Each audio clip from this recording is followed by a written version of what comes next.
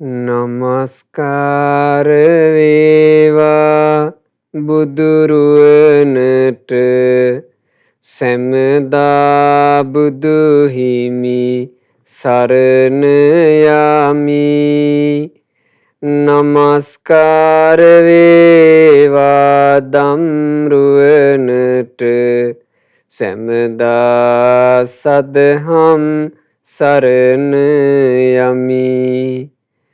නමස්කාර වේවා සංඝරුවනට සැමදා මහා සංඝ සරණ යමි.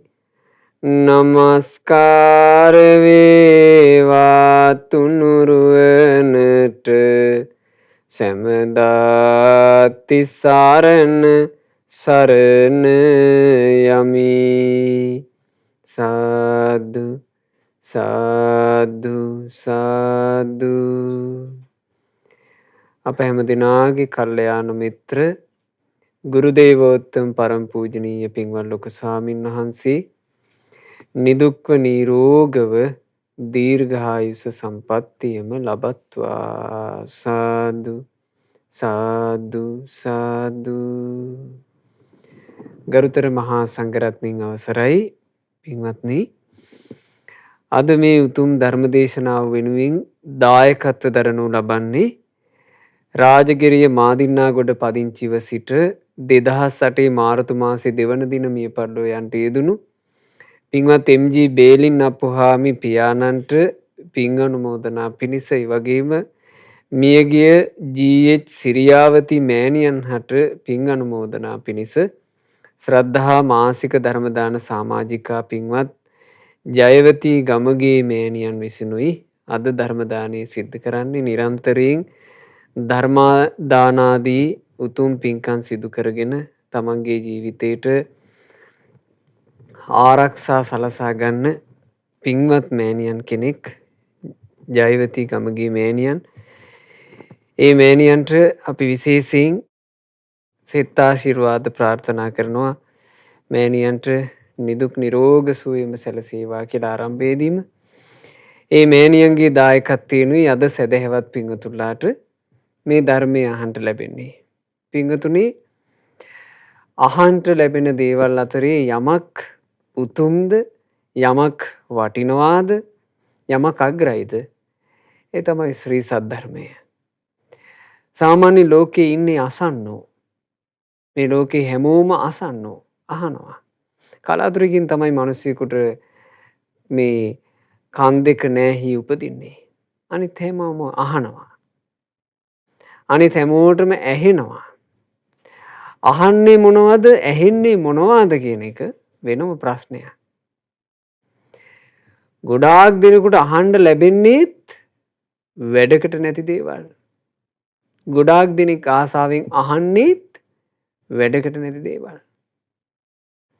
එහෙව් ප්‍රජාවක් අතරේ තථාගත බුදුරජාණන් වහන්සේගේ ශ්‍රී සද්ධර්මය කෙනෙකුට අහන්ට ලැබුණා කියලා කියන්නේ කිව්වේ ධර්මය අසන්නෙක් වුණා කියලා කියන්නේ සුළුපටු ලාභයක් නෙවෙයි.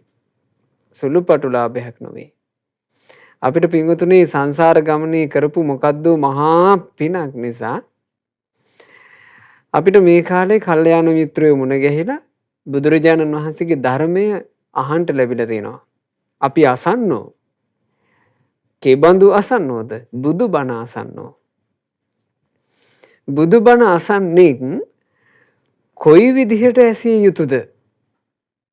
ආන්ගේ ගැන තමයි අද මේ දේශනාවෙන් අපි සිහිපත් කරන්න කල්පනා කළේ.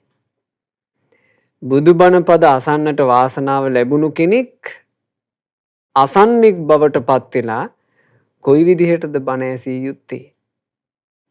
ඒක හරියට තෝරා බේරා ගැනීම අපේ ජීවිතයට ගොඩාක් වටිනවා.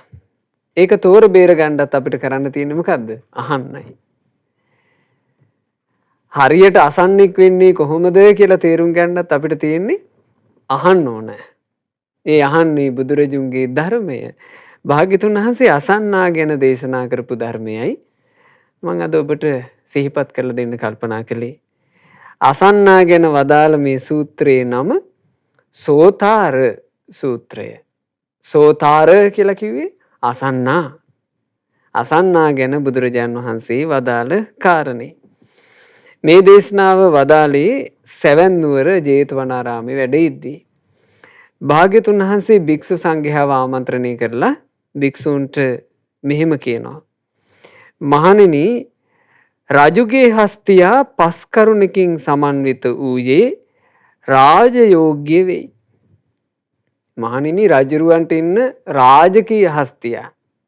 ඒ රාජකීය හස්තියා අංග 5කින් යුක්ත නම් ඒ අංග 5 හින්දා තමයි ඌ රජුට යෝග්‍ය වෙන්නේ.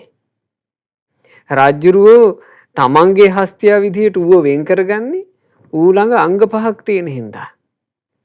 කොච්චරවත් අලි ඉන්නවා, කොච්චරවත් ඇත්තු ඉන්නවා, කොච්චරවත් හස්ති ඉන්නවා. හැබැයි රජුරෝ හැමෝම ලං කරගන්නේ. රජෙක් ලං කරගන්න නම් ඒ හස්තියා ළඟ විශේෂ කාරණා 5ක් තියෙන්න ඕන. ඒ කරුණු 5 තියෙනවා නම් ඒ හස්තියා රාජ පරිහරණයට සුදුස්සෙක් වෙයි. රාජකීය අංගයක් කියන සංඛ්‍යාවට වැටෙයි. එතකොට ඒ හස්තිය අනිත් හස්තීන් අතරේ විශේෂ හස්තියෙක්. ඔන්න ඔය වගේම තේරුම් ගන්න ඕන අපි බුදුරජාණන් වහන්සේ සරණයන්ට වාසනාව ලැබිච්ච අය අතරේ විශේෂ ශ්‍රාවකෙක් වෙන්නේ කොහොමද? විශේෂ ශ්‍රාවකෙක් බවට පත් වෙන්න නම් එයා ළඟ විශේෂත්වයක් තියෙන්න ඕන. සාමාන්‍ය හස්තියෝ තලේ එක හස්තියෙක් විතරක් රජුගේ පරිහරණයට සුදුස්සෙක් රාජකීය අංගයක් වෙන්නේ ඌගේ ළඟ මූලික කාරණා 5ක් තියෙන නිසා. මොනවද? මෙහිලා මහණෙනි, රජුගේ හස්තියා අසන්නෙක් වෙයි. ඒ රජුරුවන්ගේ හස්තියා කොයි වගේ එකෙක්ද? ඌ හොඳට අහන එකෙක්. ඊළඟට හස්තියා නසන්නෙක් වෙයි. ඊළඟට හස්තියා රකින්නෙක්ද වෙයි. ඊළඟට ඒ හස්තියා ඉවසන්නෙක්ද වෙයි. ඊළඟට ඒ හස්තියා යන්නෙක්ද වෙයි. මොනවද කාරණා 5? ආසන්නෙක් වෙනවා, නසන්නෙක් වෙනවා, රකින්නෙක් වෙනවා, ඉවසන්නෙක් වෙනවා, ඊළඟට යන්නෙක් වෙනවා. ඔය තමයි කාරණා 5. ඔය කාරණා 5 තිබෙනවා නම් රජුගේ හස්තියා රාජකීය කියන ගණයට ලක් වෙන්නේ කොහොමද? බුදුරජාන් වහන්සේ වදාලා, මහණෙනි, රජුගේ හස්තියා අසන්නෙක් වෙන්නේ මෙහිමයි.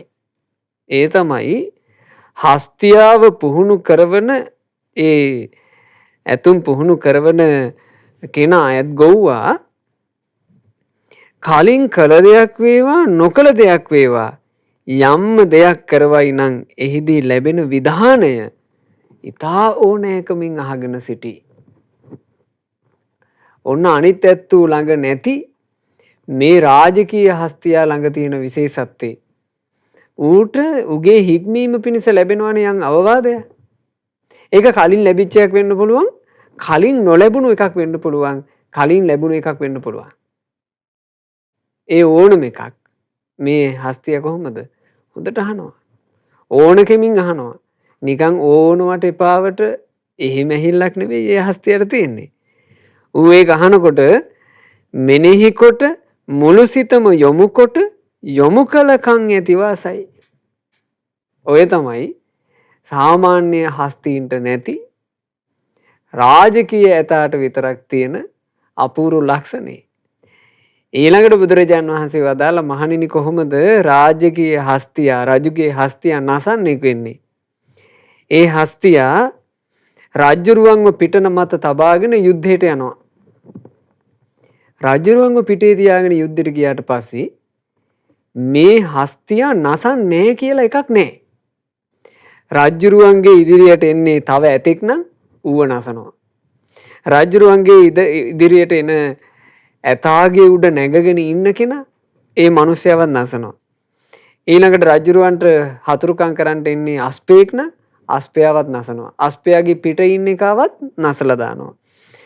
රජ්ජුරුවන්ට හානි කරන්න රථයක් එනවා නම් වේගින් රථෙත් නසනවා.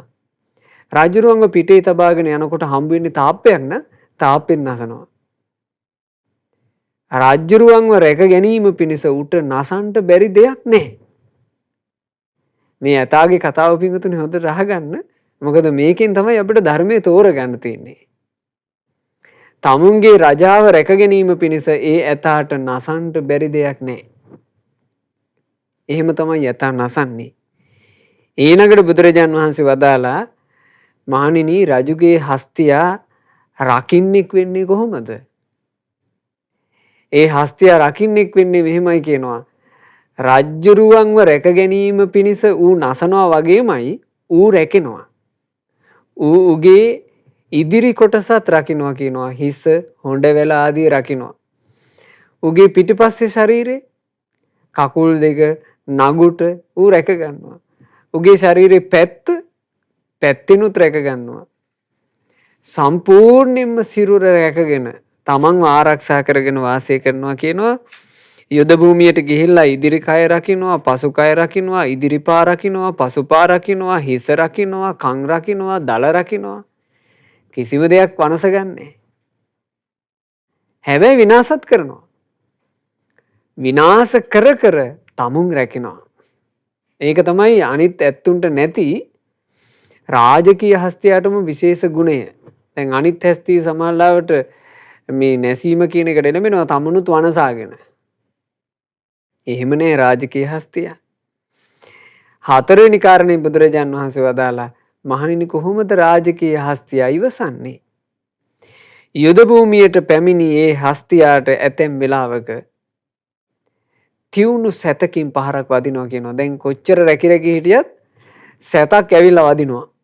වැදුනින් පස්සේ හස්තියා සම්පූර්ණයෙන් කලබල වෙලා අයියෝ මෙන්න මරණෝ කියලා මේ රජ්ජුරුවන්වත් අතෑරලා දිව්වොත් එහෙම ඒ හස්තියකින් වැඩක් තියනවද?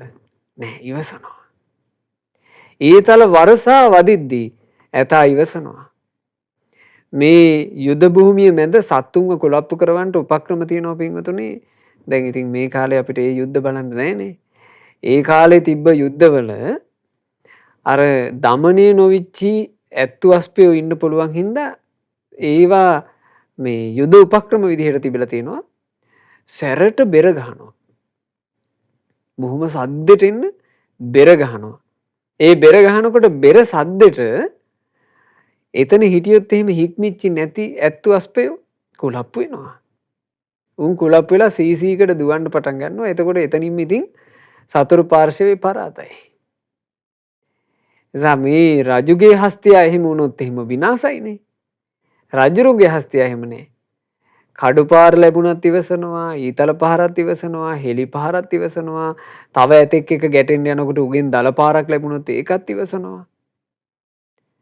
අර ඇහෙන මහා සද්ද ඒවත් ඉවසනවා. ඒ ඉවසීමේ අංගය ඌට රජුගේ හස්තියා බවට පත් වෙන්න උදව් වෙනවා.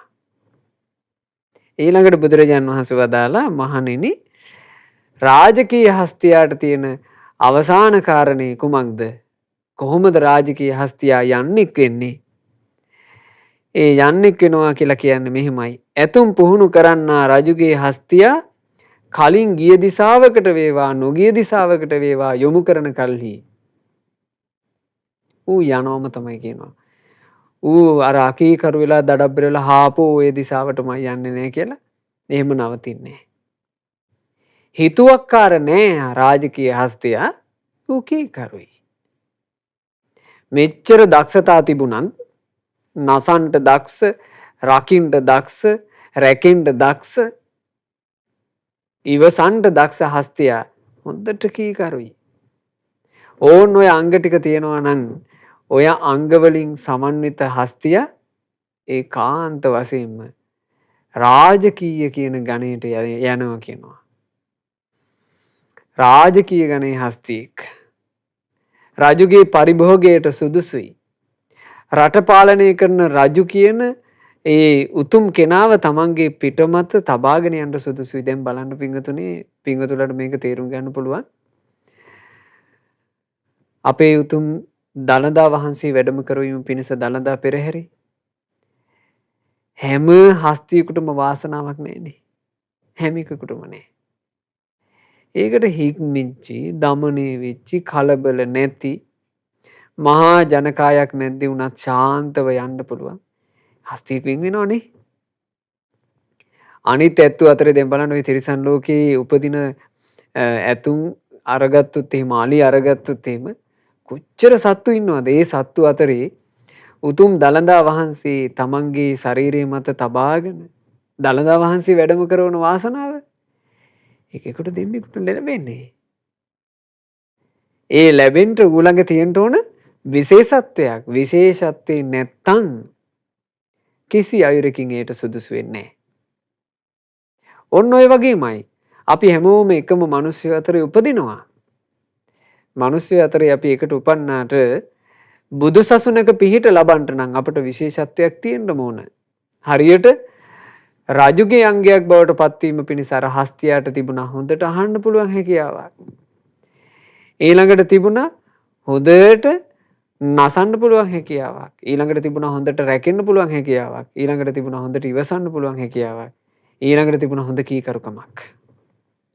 බුදුරජාන් වහන්සේ වදාලා මහණෙනි ඕන ඔය වගේමයි අංග පහකින් යම් භික්ෂුවක් සමන්විත නම් ඒ භික්ෂුව ආහුණෙය කෙනෙක් වෙනවා. පාහුණෙය කෙනෙක් වෙනවා. දක්ඛිනේය කෙනෙක් වෙනවා. අංජලි කරණීය කෙනෙක් වෙනවා. ලෝකයට උතුම් පින්කෙතක් වෙනවා. යම් කිසි භික්ෂුවක් ළඟ අංග පහක් ලක්ෂණ පහක් තියෙනවා නම් ඒ භික්ෂුව ඒකාන්ත කොට ශ්‍රාවකයෙක් වෙනවා. දැන් ලොවට උතුම් පින්කෙත කියලා අපි කියන්නේ කාහටද? බුදුරජුන්ගේ ශ්‍රාවක සංගරුවනටයි. ඒ ශ්‍රාවක මහා සංඝ රත්නේ උතුම් ශ්‍රාවකයෙක් බවට පත් වෙන්න නම් මූලික කාරණා පහක් තියෙන්න ඕන. අපි ගත්තොත් එහෙනම් පින්වතුනි මෙතන භික්ෂුවක් ගැන වදාරන්නේ භාග්‍යතුන් වහන්සේ එතන රැස් වෙලා හිටියේ භික්ෂූන් නිසා. ධම්සභා මණ්ඩපයේදී නෙමේක වදාළේ. එතන හිටියේ භික්ෂුන් විතරයි. නමුත් මේ දහම් කතාව මේ අවවාදය භික්ෂු භික්ෂුණී උපාසක උපාසිකා කියන සිව්වණක් පිරිසටමයි. ඒ නිසා පින්වතුන්ලාද මේට හොඳට සවන් යොමා ශ්‍රවණය කරන්න. බුදුරජාණන් වහන්සේ වදාලා මහණෙනි ඒ අංග පහ මොනවාද? ඒ අංග පහ නම් ඒ භික්ෂුවද අසන්නෙක් වෙයි. ඒ භික්ෂුවද නසන්නෙක් වෙයි. ඒ භික්ෂුවද රකින්නෙක් වෙයි. ඒ භික්ෂුවද ඉවසන්නෙක් වෙයි. ඒ භික්ෂුවද යන්නෙක් වෙයි. ඔන්න බුදුරජාණන් වහන්සේ සාරාංශ වශයෙන් දේශනා කළා. ඊට පස්සේ තමයි විස්තර කරන්නේ භාග්‍යතුන් වහන්සේ. මහණෙනි භික්ෂුවක් කොහොමද අසන්නෙක් වෙන්නේ? මෙහිලා භික්ෂුව තථාගතයන් වහන්සේ විසින් දේශනා කරන ලද ධර්ම විනය යම් කිසි ධර්මදේශකයන් වහන්සේ නමක් දේශනා කරනු ලබන කල්හි ඊතා ඕනෑකමින් යුතුව මෙනෙහි කොට මුළු සිතම එයට යොමු කොට යොමු කළ කන් ඇතිව ධර්මය අසයි. මෙය භික්ෂුවගේ ඇසීමයි. ඔන්න කොහොමද අසන්නෙක් වෙන්නේ හරියට? ධර්මය අහන්ට ලැබෙනකොට කලින් ඇහිච්ච ධර්මයක් වෙන්න පුළුවන්, කලින් නැහුණු ධර්මයක් වෙන්න පුළුවන්. ඒ ඕනම ධර්මයක් හොඳට මුළු හිතම යොමු කරගෙන හොඳට අර්ථ මෙනෙහි කර කර යොමාගත් කන් ඇතිව බණ අහන්න ඕන. බුදුරජාන් වහන්සේ ශ්‍රී සද්ධර්මයේ දේශනා කරන්නට සූදානම් වෙන බොහෝ අවස්ථාවල වදාළ අවවාදයක් ඕක. තේනහි භික්ඛවේ සුනාථ එහෙනම් මහණෙනි හොඳට අහගන්ට. සාධුකං මනසිකරෝත හොඳට නුවණින් මෙනෙහි කරන්නට. භාසිස්සාමි මම ඔබට මේ ධර්මය කියා දෙන්නම්. එතකොට ධර්මය කියා දෙන්න කලින් බුදුරජාණන් වහන්සේ වදාරනවා හොඳට අහන්න මේක. අහලා නුවණින් මෙනෙහි කරන්න. හොඳ අවධානයකින් ධර්මය අහන්න නැත්නම් අහන ධර්මයේ නුවණ මෙනෙහි කරන්නේ නැත්නම් එයා අහගෙන හිටියාට එයාට විශේෂත්වයක් කරා යා ගන්න පුළුවන් කමක් නැහැ.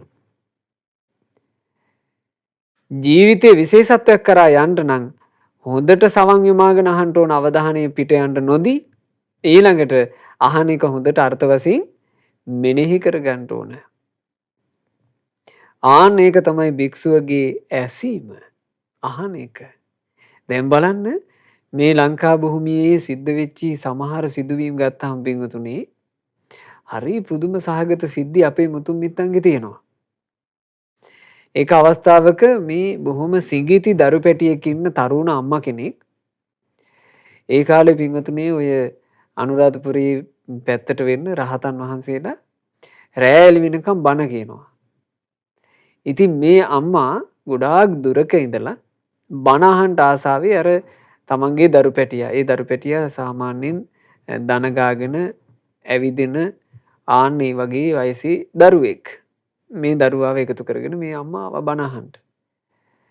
ඒ අම්මා කල්පනා කළා මන් දැන් මේ බණ අහන්න එකතු වෙච්ච පිරිසගේ ඉස්සරහාටම ගිහිල්ලා හෝ මැදට ගිහිල්ලා හෝ වාඩි වුණොත් එහෙම මගේ මේ පොඩි දරුවා නොදරුවනේ. මෙයා දඟලලා කරලා බණ අහන අයට කරදර වෙන්න පුළුවන්. දේශකයන් වහන්සේටත් කරදර වෙන්න පුළුවන්. ඒ නිසා මම මෙයාව තියාගෙන පැත්තකින් වාඩි වෙන්න ඕන. එතකොට මේ අම්මා ධර්ම ගෞරවේ නැතුව නෙමෙයි ඒක කළේ. මේ අම්මා කෙළවරකට යන්න හිතුවේ ඇයි? බණ අහන පිරිසට හෝ බණ කියන දේශකයන් වහන්සේට කරදරයක් නොවේවා. බලන්න ධර්ම ගෞරවේ. ඇතැම්මෝ ගිහිල්ලා කෙලින්ම කෙළවරවල් හොයාගන්නවා බණ අහන්න යනකොට. බණ අහන්න ගියාම හරියට පුරුද්දක් තියෙනවා ධර්ම කතාව අහන්න සූදානම් වෙනකොට කෙළවරවල් හොයාගෙන යාම ඈතට යාම. පින්වතුනි සත්‍ය ඇහෙනකොට ළඟට එන්න එපැයි. සත්‍ය ඇහෙනකොට ඈතට යනවා කියන්නේ ඒකේ කර්ම විපාකේ සත්‍යයෙන් ඈතට යයි. සත්‍ය ඇහෙනකොට නෑ ඇහෙනවා වගේ යනවා කියන්නේ සත්‍ය දහම් කතාව ඇහෙනවා ඇහෙද්දි නෑ ඇහෙනවා වගේ යනවා. කර්ම විපාකේ සත්‍ය නැහෙයි. සත්‍ය ඇහෙන තැන මග ඇරලා යනවා. කර්ම විපාකේ විදිහට සත්‍ය මග ඇරිලා යයි. ඉතින් ඒ නිසා මේවා ගොඩාක් හිතන්න ඕනේ. බුදු කෙනෙකුගේ ධර්මයක් කලාතුරකින් අහන්න ලැබෙන්නේ කියලා යම් දැනුමක් ඇද්ද? ඒ දැනුම තියෙන්නේ ඕන්න ඔය රැකවරණය පිණිසයි. බුදුරජාණන් වහන්සේගේ ධර්මයේ යම් තැනකින් ඇහෙනකොට එයා ඒ ගැන හැඟීමක් ඇති කරගන්න ඕන. මේ කලාතුරකින් අහන්න ලැබෙන දෙයක්. කලාතුරකින් අහන්න ලැබෙන ධර්මය මේ සත්‍ය මං කොච්චර ගෞරවකින් අහන්න ඕනද? පින්වතුනේ බුදු කෙනෙක් පවා ගුරුතන්හි තබාගත් බුදුරජාන් වහන්සේ පවා බොහෝ අවස්ථාවල භික්ෂූන් දහම් කතා කරනකොට ඒ භික්ෂුන්ගේ දහම් කතාවට බාධාවක් නොවේවා කියලා නිහඬව බොහෝ වේලා හිටගෙන ඉන්නවා.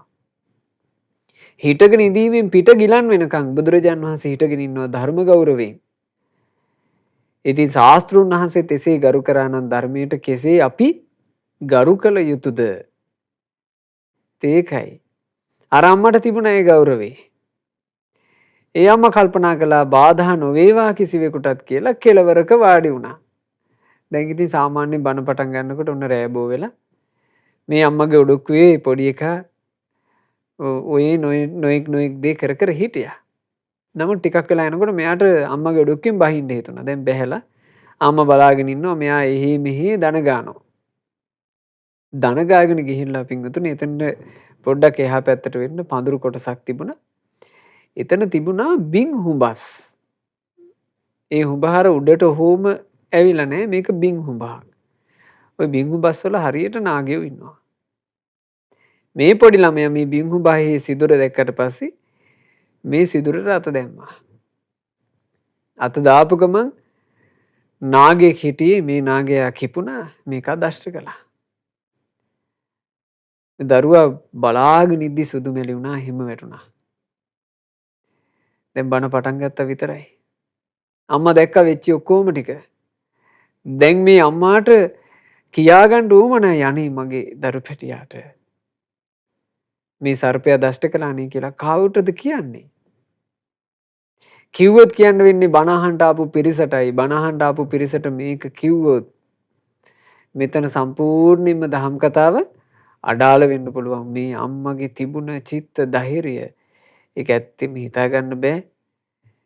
ඒවට කියන්න තියෙන්නේ පින්වතුනි ආශ්චර්ය අద్භූත සිදුවීම් කියලා. ඒ අර ඒවා අපිට හිතා ගන්නවත් ඒවා කොපි කරන්නවත් අපිට හිම් බෑ. මොකද ඒක මහා පුදුම සහගත එකක්. ඒ අම්මා දරු පැටියාගේ අර නිසල ශරීරයේ තමන්ගේ ඔඩොක්කේ තියාගෙන එළි වෙනකම් බණ ඇහුවා. හොඳට බණ ඇහුවා. දහම් කතාව ඉවර වෙච්ච ගමන් ඒ දහම් කතාව ඉවරනකොට මේ අම්මා සෝතාපන්න වුණා. ඇයි ඉතින් ඒ වගේ අදිෂ්ඨානයකින් බණ අහපු කෙනෙක් ධර්ම අවබෝධ නොකළොත් පුදුමයි. ඒ අම්මා සෝතාපන්න වුණා. සෝතාපන්න වෙච්ච මේ මෑණියෝ සත්‍යක්‍රියාවක් කරනවා. බුදුරජුන්ගේ ධර්මයේ ඒකාන්තයෙන් ස්වාක්ඛාතයි. ඒකාන්තයෙන් සන්දිට්ඨිකයි, ඒකාන්තයෙන් අකාලිකයි, ඒකාන්තයෙන්ම මේ ධර්මයේ ඒහිපස්සිකයි, ඕපනයිකයි. තමන්ගේ නුවණින් අවබෝධ කරන්න තියෙන්නේ මේ ධර්මය. මං මේ බුදුරජාණන් වහන්සේගේ උතුම් ශ්‍රී සද්ධර්මයේ ඇහෙද්දී එකදු වදනක්වත් මගේ හැරගන්නේ නැතුව ධර්මය ඇසුවා. මහා පැහැදීමෙන් ධර්මය ඇසුවා. ඒක ඒකාන්ත සත්‍යයක්. ඒ සත්‍ය ආනුභාවයෙන් මාගේ මේ ආදරණීය පුත්‍රයාගේ ශරීරයේ යම් විසක් තියෙනවද ඒ විස සියල්ල බැස යාවා. ඒ අම්මා සත්‍යක්‍රියා කරනකොට හරි පුදුම සහගතයි. අර සුදු මෙලි වෙලා හිටපු දරු පැටියාට ප්‍රාණය ලැබුණා. ඒ දරු පැටියාගේ අර විස ඔක්කොම ශරීරේ ඉවත් වෙලා ගියා. ඉතින් ඒ නිසා ආසන්නෙක් වෙනවා කියන එක විශේෂ සුදුසුකමක්. ආසන්නෙක් වෙන්නේ කොහොමද? ධර්ම කතාව ඇහෙනකොට යොමු කළ කන් ඇතුව මුළු හිතම ධර්මයටම යොමු කරමින් ඊතා ඕනෑකනින් මෙනෙහි කර කර සත් ධර්මය අහන්න ඕන. ඊළඟට බුදුරජාණන් වහන්සේ වදාලා මහණෙනි භික්ෂුව නසන්නෙක් වෙන්නේ කොහොමද? මෙහිලා භික්ෂුව තමා තුළ උපන් කාම විතර්ක නොයිවසයි. භික්ෂුව වාසය කරනකොට භික්ෂුවගේ හිතට එනවා කාම විතර්ක. සරාගී සංකල්පනා වෙන්න පුළුවන්, ගේ දොර මතක් වීම වෙන්න පුළුවන්, වෙන වෙන ඔන්න හොඳට සල්ලි භාගී තියෙන මිනිස්සෙක් පාරේ යනවා දැක්කම ඒ ගැන හිතලා වෙන්න පුළුවන්. ඊළඟට Tamanට පූජා කරන පිරිකර ආදියට වෙන්න පුළුවන්. මේ මොනවා හරි ගැන ස්ත්‍රී පුරුෂයෝ ගැන වෙන්න පුළුවන්. කාම සංකල්පනා හට ගන්නවා. කාම සංකල්පනා හටගත්ත ගමන් ඒ භික්ෂුව එය නොයිවසයි, ඉවසන්නේ. දුරු කරයි. ඒක දුරු කරලා දානවා. බැහැර කරයි. නැති කර දමයි, අභාවයට පමුණුවයි. අර කාම විතර්කෙට ඉන්න දෙන්නේ. ඒ කාම විතර්කේ නසලාම දානවා. හරියට රජ්ජුරුවන්ගේ රැකවරණය කැමති හස්තියා එන්නේ මොන හතුරාද? හතුරා ඉන්නේ මොන වේසින්ද? ඒක ඒ හස්තියට අදාළ නැහැනේ. ඒ හස්තියා ඇතෙක් ආවන් නසනවා, අස්පෙක් ආවන් නසනවා, ඇතා උඩගෙන කෙනාත් නසනවා.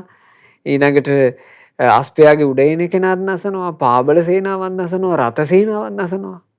ඇයි රජුව රැක ගන්න. ඒ වගේ තමන්ගේ රැකවරණය කැමති කෙනා කාම විතර්ක ඉවසන්නේ, නසනවා. ව්‍යාපාද විතර්ක හටගත්තම ව්‍යාපාද විතර්ක ඉවසන්නේත් නැහැ. නසලා දානවා. හිංසා විතර්ක එනවා. එක එක්කෙනාට හිංසා කරන්න, හින් පාස් කරන්න හිතුවිලි එනවා. රිද්දලා සතුටු වෙන්න හිතුවිලි එනවා. ඒ හිංසා විතර්කෙට ඉඩ තියන්නේ ඉවසන්නේ.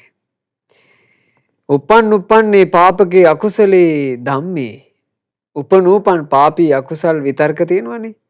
ඕන් ඔය පාපී අකුසල් විතර්ක කිසිවක්ම ඉවසන්නේ නොඉවසන්නේ වෙයි, දුරු කරන්නේ වෙයි, බැහැර කරන්නේ වෙයි, නැති කරන්නේ වෙයි, අභාවයට පත් කරවන්නේ වෙයි. මේ තමයි නැසීම.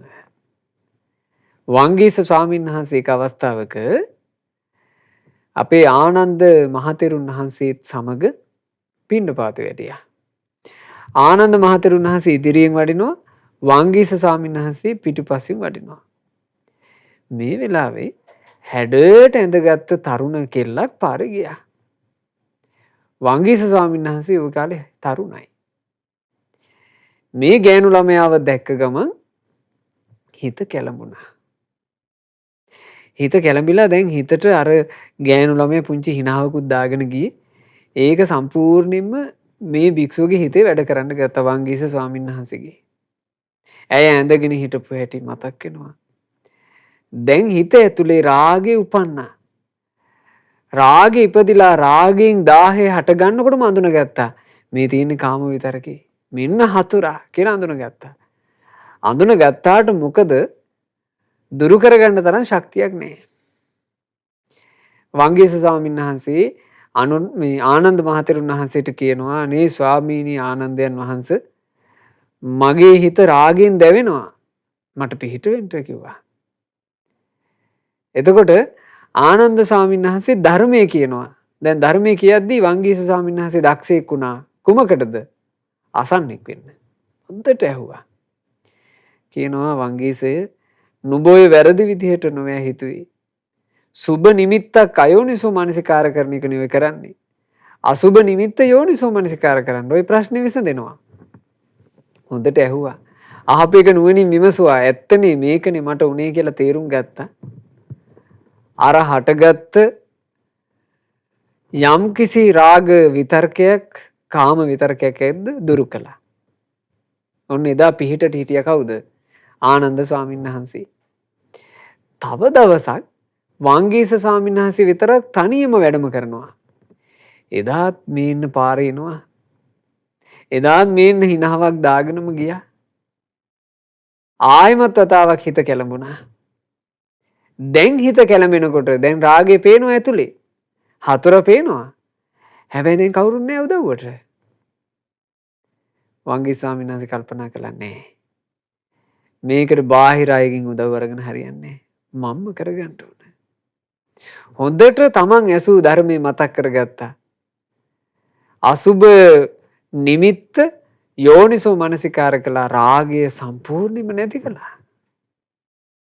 රාගය සම්පූර්ණයෙන්ම නැති කළා. ඉතින් ඒ නිසා ඒ තමයි නැසීමේ දක්ෂකම. කාම සංකල්ප නසන්න ඕන කාම විතර්ක එනකොට ඒව ඔස්සේ යනවා කියලා කියන්නේ හතුරු සේනාවට යටත් වුණා. හතුරු සේනා එනකොට ඇතා මේ තමන්ගේ වල්ගේ පිටිපස්සේ ගහගෙන වකුටුනා වගේ. සම්පූර්ණයෙන්ම සතුරු සේනාවට යටත්. ඒ ඇතාට විශේෂත්වයක් තියේද? ඒ ඇතාට විශේෂත්වයක් නැහැ. හතුරු හිතිච්ච දෙයක් කරනවා. යම් හස්තියෙක් ඉන්නවා නම් එන්න ඕනම සතුරු සේනාවකට ප්‍රබල විදිහට පහර දෙන්න. ඒ තමයි විශේෂ. ඒ තමයි විශේෂ. ඒකයි. කාම විතර්කේ නසන්ට ඕන. තරහ විතර්ක නසන්ට ඕන. හිංසා විතර්ක එකට එක කරන අදහස් නසන්ට ඕන. හටගන්නවා නම් යම් යම් පාපී අකුසල් නැසිය යුතුමයි. ඒ තමයි නැසීම.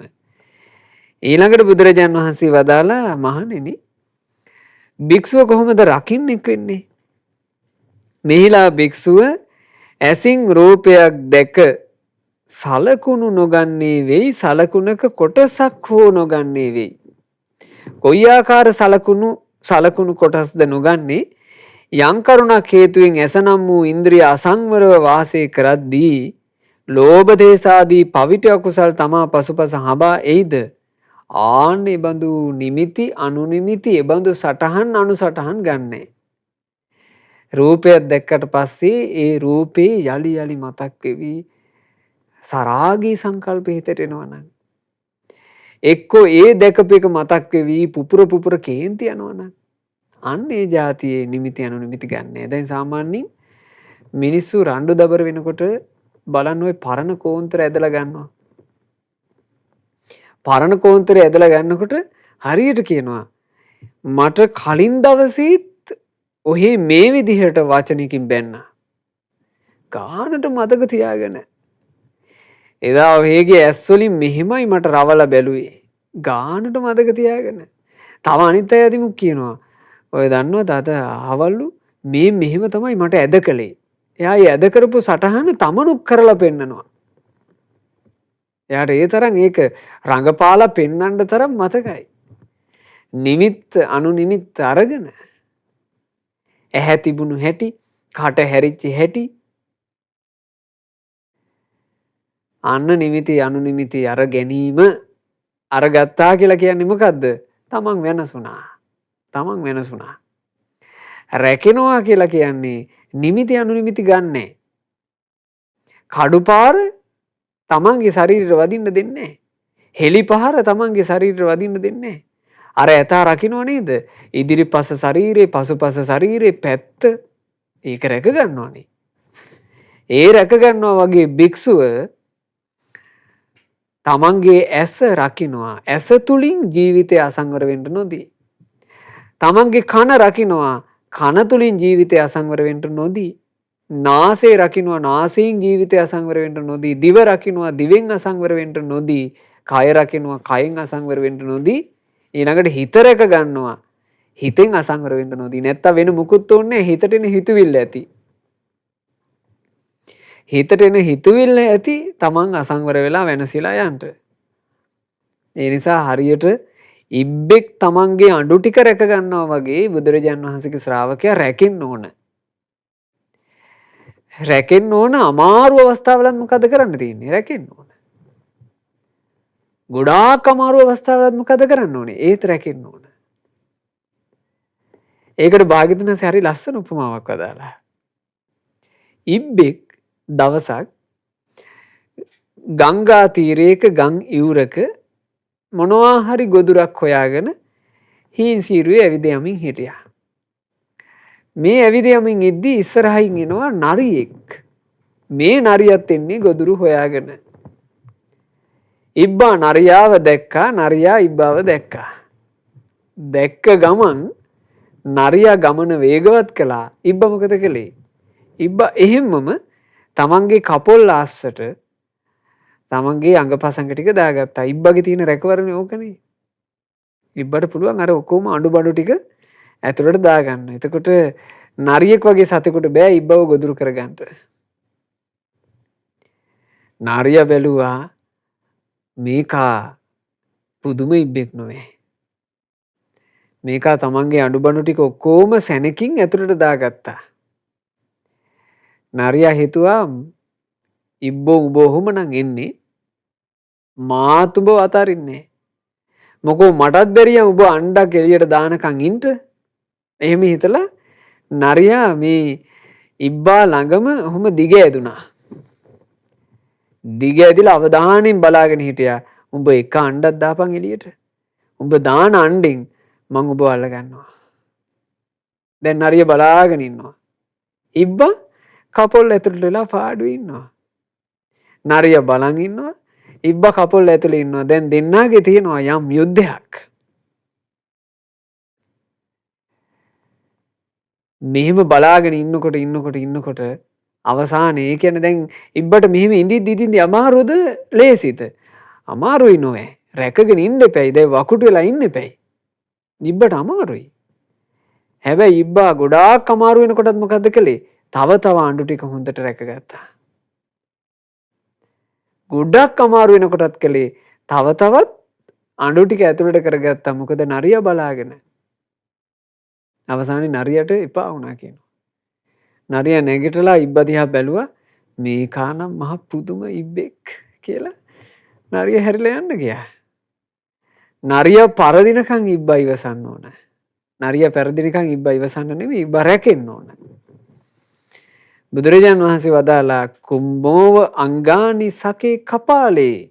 ඉබ්බෙක් තමන්ගේ කටුව අතරේ අඟපසඟ රැක ගන්නාසේ භික්ෂුවත් තමන්ගේ ඇස කන නාසය දිවකය මනස කියන ටික හොඳට ආරක්ෂා කරගන්න ඕන. ඕක තමයි රැකවරණේ. ඕකට කියනවා පින්වතුනි ශාසනය තුලේ හරිය ලස්සන වචනයක් ඉන්ද්‍රිය සංවර. ඉන්ද්‍රියේ සුගතද්වාර. ඉඳුරන්ගේ දොරටු වසාගෙන සිටීම. බලන්න මේ ශාසනය කියන එකේ අපිට ප්‍රායෝගිකව කරන්න කොච්චර දෙයක් තියෙනවද කියලා. මේ බුද්ධ ශාසනය ඇතුලේ යම්කිසි ශ්‍රාවකෙක් දියුණුවක් කරා යනවනම් එයාට ප්‍රායෝගිකව කැප වෙලා කොච්චර දෙයක් කරන්න තියෙනවද? බුදුරජාණන් වහන්සේ මේ ධර්ම විනය තුල මෙච්චර වෙලාවක් යාඥා කරොත් ප්‍රශ්න ඔක්කොම විසඳෙනවා. මේ විදිහට මේ වෙලාවල් වලට මේ පන්සලට විහාරස්ථානට ගියොත් සියලු ප්‍රශ්න විසඳෙනවා. ඒ වගේ මේ බාල වර්ගයේ පැනවීම කරලා නැහැ. බුදුරජාණන් වහන්සේ වදාළේ ප්‍රායෝගිකව පුහුණු කරලා ඵල ලබන ධර්මයක්. ප්‍රායෝගිකව පුහුණු කරලා ඵල ලබන ජීවිතේ සම්පූර්ණයෙන් සැපයට පත් කරන ධර්මයක් බුදුරජාණන් වහන්සේ වදාලා. ඒ බඳු ධර්මයක් වදාළ ශාස්ත්‍රුන් වහන්සේට වන්දනා කරන්න ඕන. ඒකෙන් බොහෝ පින් සිදු වෙනවා. ඒ ශාස්ත්‍රුන් වහන්සේ වදාළ ධර්මයටත් වඳින්න ඕන. ඒ ධර්මයේ සරණ කරගෙන වන්දනා කරන්න ඕන. බොහෝ පින් සිදු වෙනවා. බොහෝ රැකවරණ හැදෙනවා. ඒ ධර්මයෙන් ඵල ලැබූ ශ්‍රාවක සංගරුවනත් සාදරෙන් සිහි කරලා වඳින්න පුදන්න ඕන. බොහෝ ඵල ලැබෙනවා ජීවිතේට. දරුවෙක් තමන්ගේ දෙමව්පියෝ ගැන හිතුවොත් එහෙම අනේ මගේ අම්මයි තාත්තයි දෙන්න මාව රැක්කා. ඒ දෙන්නාට මම වඳින්න ඕන පුදන්න ඕන කියලා. ඒක ඒ දරුවට අපත යනවද? කවදාවත් නෑ. ඒක ආශිර්වාදයක්. ඔය වගේමයි තෙරුවන් සරණ ගියපු ශ්‍රාවකයා ධර්මයේ හික්මෙන ගමන් හොඳට තෙරුවන් පුදන්න ඕන.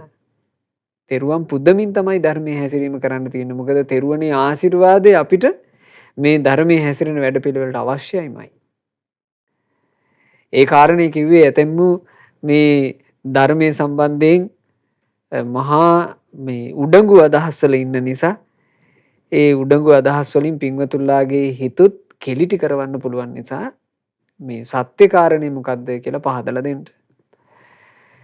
ඊළඟට බුදුරජාන් වහන්සේ දේශනා කළා මහණෙනි භික්ෂුව ඉවසන්නේ කොහොමද? දැන් 4 වෙනි අංගය.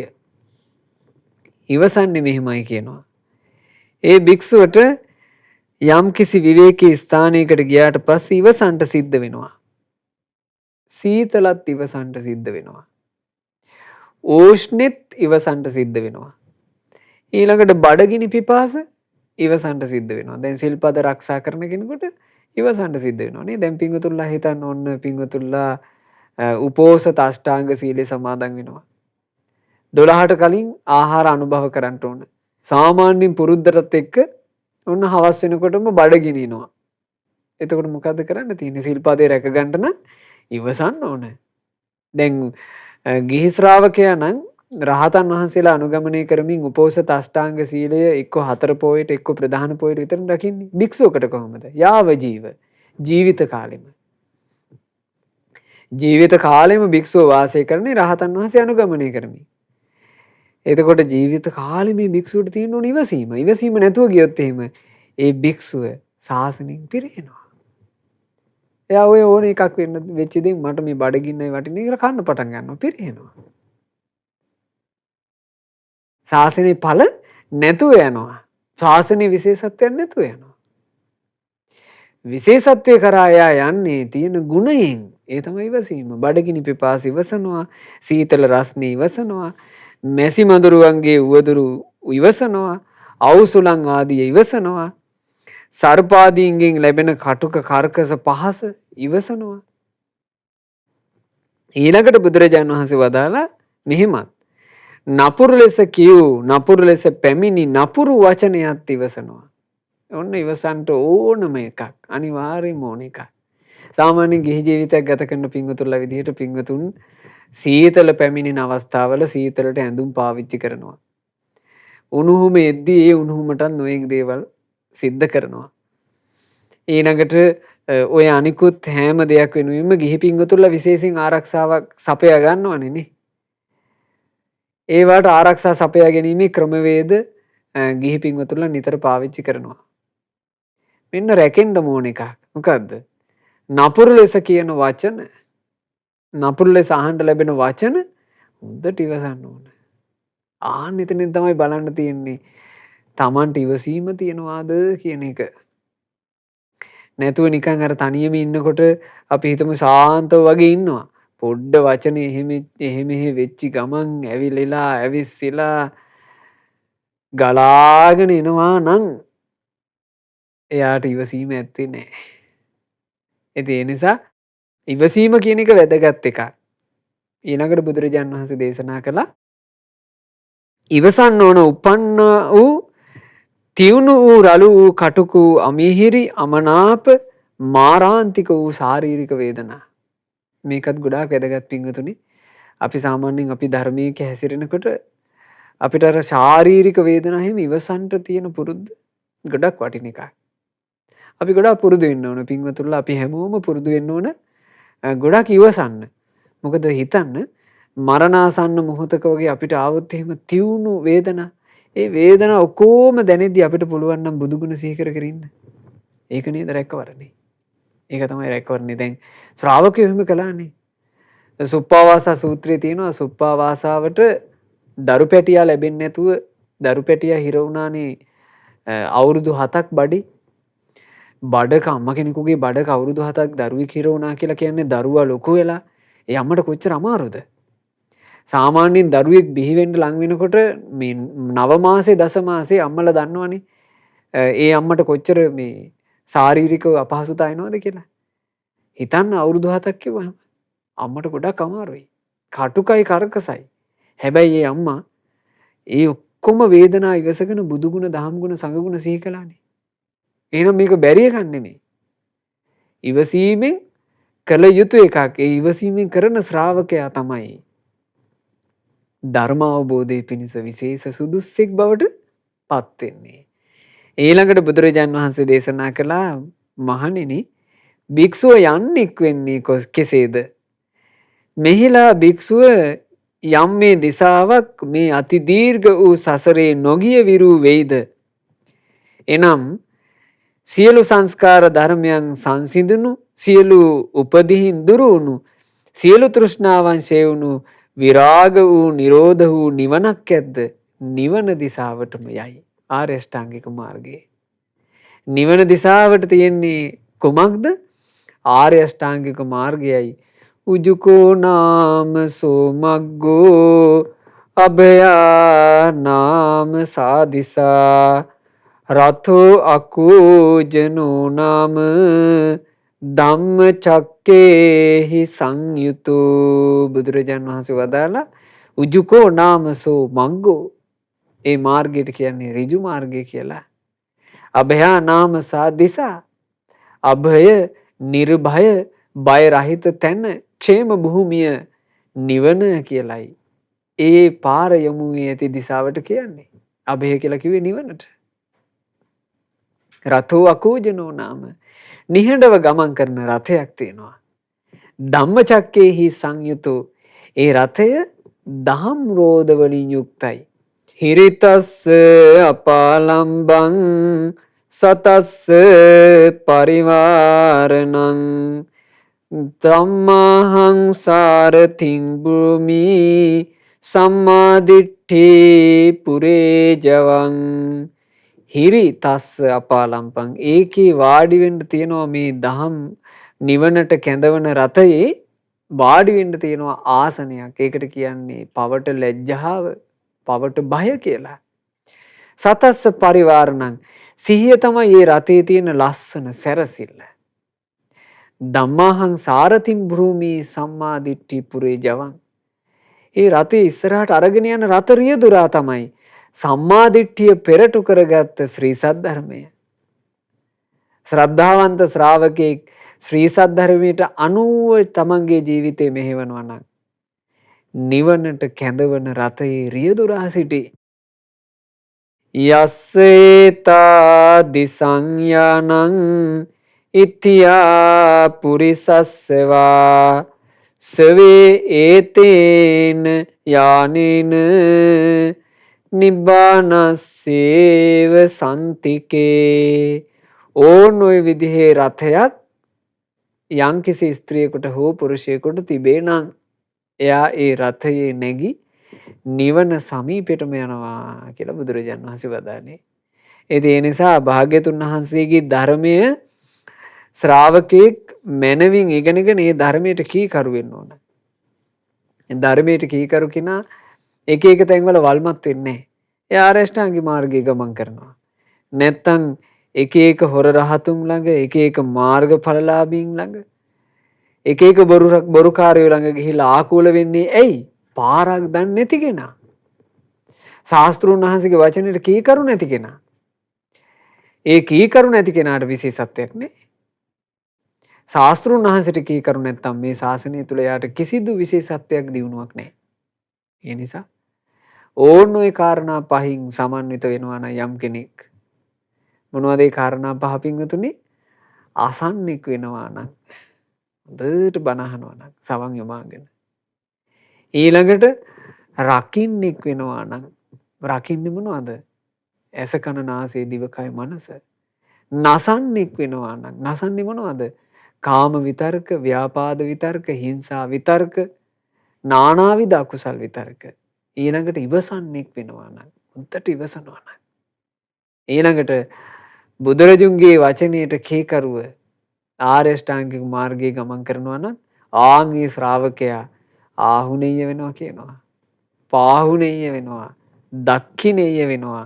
අංජලී කරණීය වෙනවා.